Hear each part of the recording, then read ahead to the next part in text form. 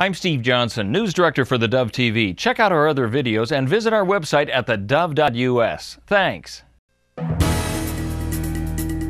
Good morning, I'm Steve Johnson. Here's a reminder, you can get our iPhone, iPad, and Android app and then watch the Dove News on demand on your mobile app and on the Dove Roku channel as well.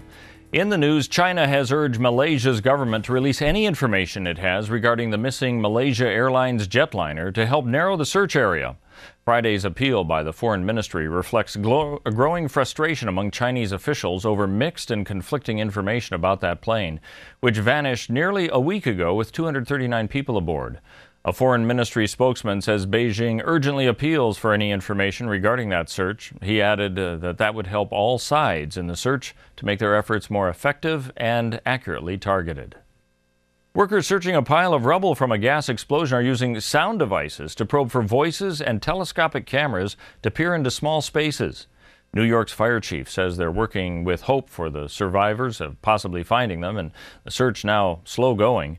40% to 50% of the debris was removed by Thursday evening, a day after the explosion of fire still burning, and the force of the explosion collapsed in pancake layers of floors. A back wall still freestanding this morning and posing a collapse hazard. Workers are planning a full day of work today removing debris. They're hoping to make it down to the first floor by Saturday, then move into the basement. At least 8 people died in the Wednesday blast. A plan to prevent Oregon cities and towns from shutting down marijuana dispensaries could be changed by the time the law is to go into effect. The Oregon legislature voted to prevent cities from banning pot shops starting in April of next year. Not all legislators, though, think that's a good idea. Democratic Senator Alan Bates says there's a good chance that Oregon towns will eventually be able to decide whether or not to allow those businesses in their area. We're going to be back in session before that goes out. And there's a lot of Republicans and some of us Democrats think that the local community should make its own decision about this, and we should support that. I believe there'll be plenty of places that want dispensaries, and places like Medford or Grants Pass or others may say, we don't want that. And that's fine.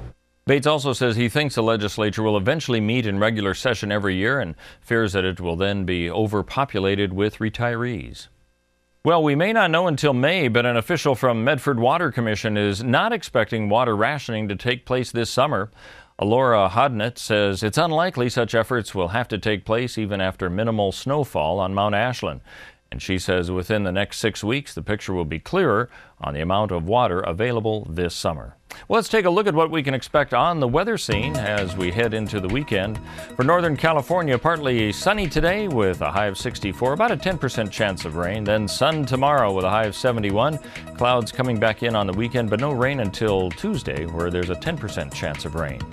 Heading up the coast of Oregon, 70% chance of rain today in the Coos Bay area, 58 degrees the high, then partly sunny tomorrow with a high of 62, 10% chance of rain on Sunday, and then partly sunny with a mixture of possible rain expected on Monday. Heading inland to central Oregon, a 40% chance of rain today with a high of 55, a low down to 32 degrees.